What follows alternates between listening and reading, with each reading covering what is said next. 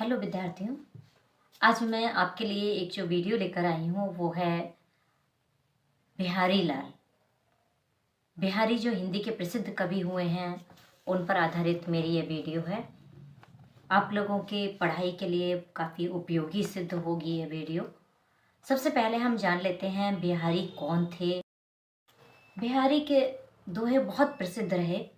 बिहारी अपने दोहे के लिए जाने जाते रहे और इसके लिए उनको एक संज्ञा जो दी गई वो दी गई गागर में सागर भरने वाला कवि। यानी अपनी छोटी सी बात को एक बड़े से सागर की तरह प्रयोग करने वाला कवि।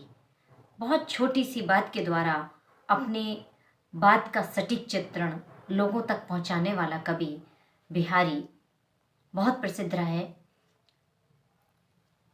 एक जिस तरह से छोटी सी गागर होती है उसमें जो है पानी भर दिया जाता है, ठीक उसी तरह से भरने का काम बिहारी ने किया। बिहारी अपनी बिहारी सतसई के लिए काफ़ी प्रसिद्ध रहे। अगर बिहारी का परिचय हम लोग देखें तो बिहारी लाल का जन्म ग्वालियर के गोविंदपुर नामक ग्राम में हुआ था। बिहारी की ससुराल मथुरा में थी। कहते हैं कि यह माथुर चौबे थे। इनकी युवावस्था ससुराल में व्यतीत हुई। अध्ययन और अभ्यास में पुष्ट होने के पश्चात ये जयपुर के राजा राजा जयसिंह के दरबारी कवि बने। एक जनश्रुति है कि राजा जयसिंह का विवाह हुआ और उनकी जो नवविवाहिता पत्नी थी वो केवल किशोरावस्था में थी और उसके प्रति उनका इतना लगाव हो गया था कि वह अपना राजपाट तक जो है सब कुछ छोड़ बैठे थे। और पहले एक प्रथा थी कि राजा को आगे तक बढ़ाने का काम कवि करता है और राजा को अगर कोई गलती कर रहा है तो उसको जगाने का काम कवि करता है। यही काम बिहारी ने अपनी लेखनी के द्वारा किया था। जब राजा अपनी नवोड़ा रानी के प्रति अपने प्रेम समर्पित हो गए थे और एक कोठरी में ही बंद हो गए थे, तब बिहारी ने अपनी 2 पंक्तियां राजा जयसिंह के पास में लिखकर भेजी थी और वो 2 पंक्तियां थी कि नहीं पराग नहीं मधुर मधु नहीं विकास यही काल अली कली ही सो बिंदु आगे कौन हवाल। अर्थात ना तो इसमें पराग है और ना ही इसके मधुर मधु है यानी मीठापन है, ना ही विकास यही काल। और ये तो जो है विकास का काल है, अभी बड़ी भी नहीं हुई है। हे अली, हे भौरे, कली जब खिलकर फूल बनेगी तब क्या होगा, तब तो भगवान ही जाने, यानी आगे कौन हवाल, आगे कोई नहीं बता सकता। और राजा जयसिंह बिहारी के इस दोहे से इतना प्रभावित हुए थे कि उन्होंने बिहारी को जो है पर्याप्त सम्मान दिया और उसके पश्चात उन्होंने जो है अपना राज के प्रति समर्पित हो गए थे। साथ में उन्हें स्वर्ण मुद्राएं भी दी थी और रोज एक दोहा रचकर वह राजा को सुनाया करते थे। तो इस तरह से इन्होंने बिहारी ने राजा जयसिंह को विलास से राजपाट की तरफ को उन्मुख किया।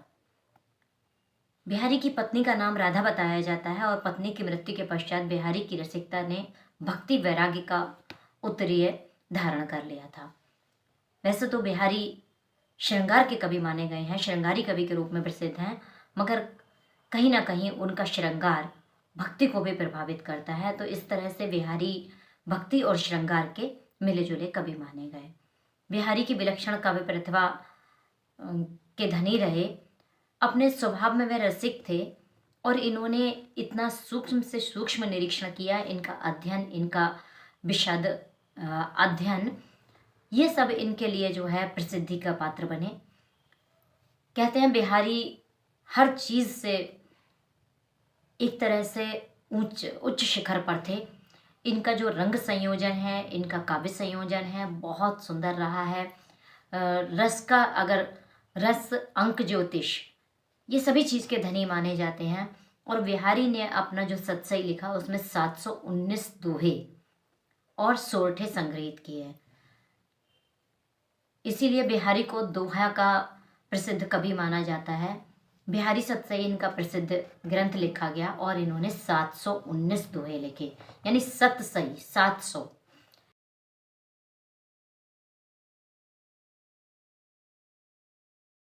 तो छात्रों, आपको यदि मेरी दी गई जानकारी आपको अच्छी लगी हो तो एक बार लाइक और कमेंट के माध्यम से ज़रूर बताइएगा कि आपको वीडियो कैसी लगी और कौन सा पाठ आप पढ़ना चाहेंगे, ये भी आप कमेंट के माध्यम से ज़रूर बताइएगा और इस चैनल को सब्सक्राइब कर लीजिएगा, जिससे कि आपको प्रतिदिन आपकी शिक्षा से संबंधित जानकारी और आपको वीडियो अपलोड होती रहेंगी और आप तक वो पहुंचती रहेंगी। बहुत बहुत धन्यवाद।